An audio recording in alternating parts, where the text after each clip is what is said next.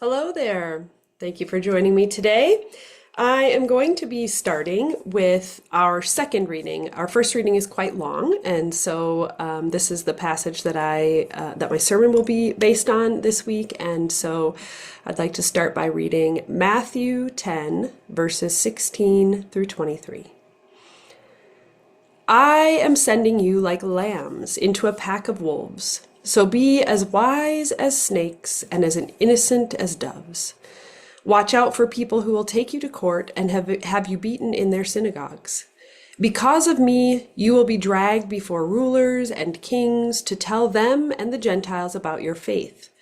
But when someone arrests you, don't worry about what you will say or how you will say it. At that time, you will be given the words to say. But you will not really be the one speaking. The Spirit from your Father will tell you what to say. Brothers and sisters will betray one another and have each other put to death.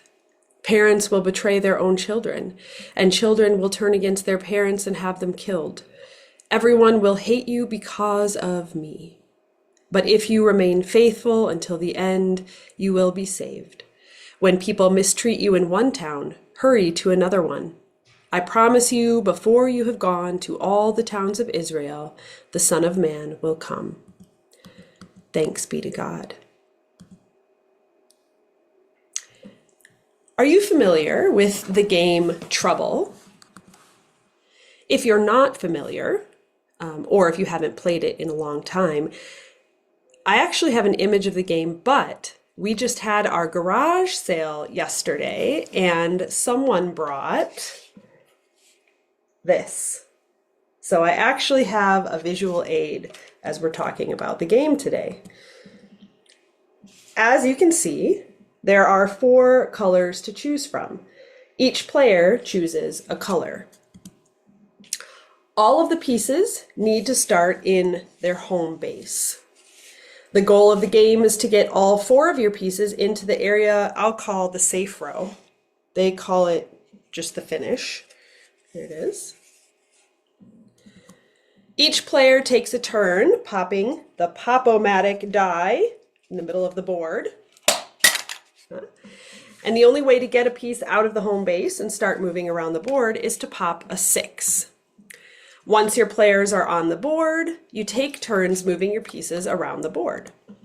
However, you have to be careful because if another player pops a number that allows them to land on the same space one of your players is on, you get bumped off the board and back to your home base.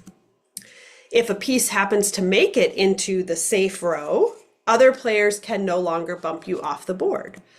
However, you have to pop the exact number required to get you into your safe row.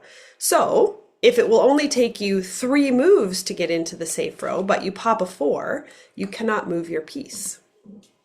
The first player to get all of their pieces into their own safe row wins the game. The fun of this game, of course, comes when players start knocking other players off the board and sending them back to start over again at their home base. It is very often the case that a player could be moving around the board quite quickly, minding their own business and thinking they're absolutely going to win, when out of nowhere, another player swoops in, lands on their space, and knocks them back to their home base. In fact, I've played this game and have had all 4 of my pieces moving around the board while another player has none of their pieces out. I find myself thinking, wow, I'm for sure going to win this game. And then suddenly they pop a 6, they start moving around the board, they knock some of my pieces off, and they end up winning the game. It's fun and it's unpredictable, and of course it's a little bit silly. The fun of this game is the unpredictability. It wouldn't be nearly as much fun if there wasn't a risk of getting kicked back to home base. We enjoy unpredictability when it's safe, like when we're playing a game like Trouble. But unpredictability can also feel really scary in other contexts. Last week, I don't know if you remember, but you can go back to last week's recording if you'd like.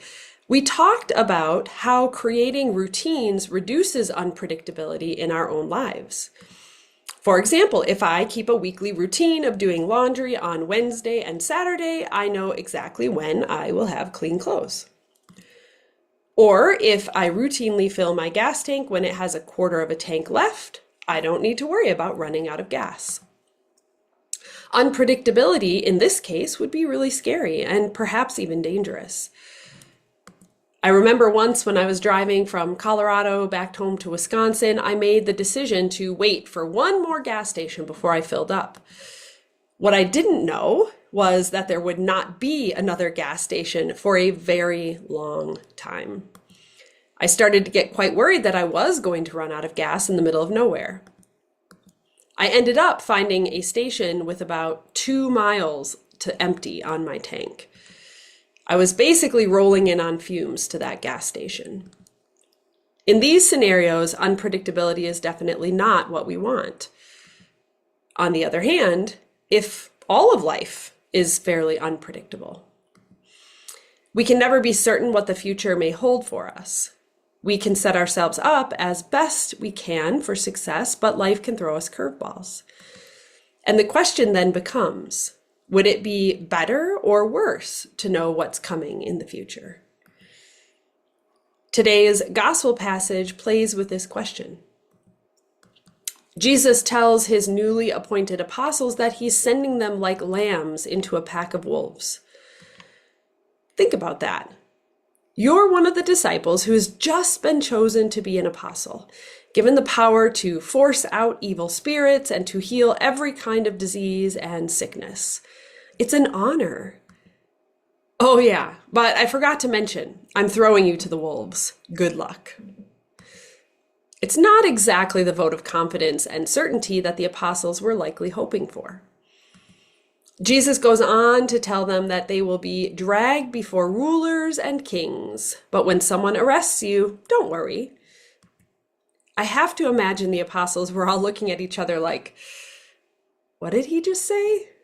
Did we actually want to sign up for this? Jesus then talks about what they'll witness. Siblings betraying one another and having each other put to death. Parents betraying their own children. Children turning against their parents and having them killed.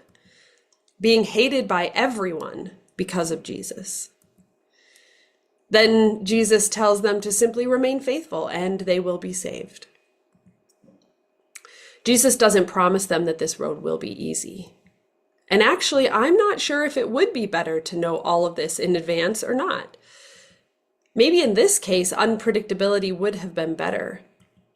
Because now, do you think they're thinking, no big deal, what comes will come? Or do you think they're all wondering exactly when they will encounter these things? I think knowing the future in advance could, at least for some of us, cause us to become paralyzed by fear. How many of us would be thrilled to do what Jesus is asking, considering the consequences that are to be expected? It's certainly not an easy ask. Knowing what's going to happen in advance can sometimes be a good thing, but other times it could create major problems for us. Knowing in advance about a major life event might allow us to prepare for it, certainly, but it also might paralyze us, wondering when it will happen. I'll share a parallel example from my own life. My first Bernese mountain dog, Kodiak, was about 6.5 years old when I started noticing some weird things happening to him. He had some random yelps of pain that I couldn't duplicate, so when I took him to the vet, everything seemed fine. Then he appeared to be seeing things for a while, but his eyes were fine. Then he had a strange cough that wouldn't go away, but eventually it subsided. And finally, he stopped being able to wag his tail. Each time I took him to the vet, I knew there was something wrong, but I couldn't tell them where to look. In desperation, I asked one vet if they could just do a full body x-ray. They declined, saying that without knowing what they're looking for, it would be too much radiation to expose him to unnecessarily. Over the 6 months between when I started noticing symptoms and when he was diagnosed with cancer and ultimately ushered over the Rainbow Bridge, I began to seriously dwell on losing him. I would worry so much about what I would do if I lost him, and then I would find myself sad and depressed, even though he was still right in front of me. It was as though I knew he was going to die, because I did, if I was being honest with myself, but I didn't know when. So instead of enjoying every minute I did have left with him, I spent a lot of time worrying about what would happen when he was gone. I was so worried about it that I genuinely believed I might not be able to function if I lost him. When I finally did lose him, I was obviously upset and filled with grief. But guess what? I was able to keep going. I had to. There wasn't another choice. I learned from that experience that as hard as it is not worth dwelling on things that we can't control and can't predict. If we dwell on a future that we know is coming, but aren't sure when, we forget to live in the moment. And we may even become paralyzed from fear or uncertainty.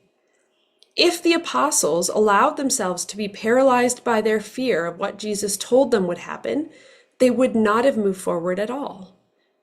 Instead, they stepped boldly forward and did the work they were called to do, aware of the possible consequences and as prepared as they could be for the inevitability of them.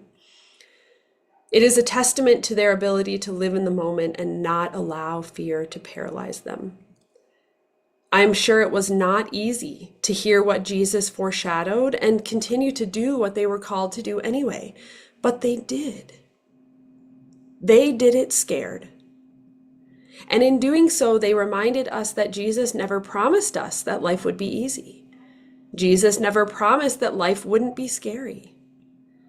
Jesus simply promised that if you remain faithful, you will be saved. So, may you work to live in the moment, enjoying the life that is in front of you in all of its awe and beauty and wonder. May you find the courage to do things even though you might be scared. And may you draw on the courage and strength of Jesus and his apostles who demonstrated their ability to boldly move forward into a world that was uncertain. With courage, strength, and joy, may you continue the journey and experience all of the wonder and beauty of this imperfect, lovely life you have been given. Amen.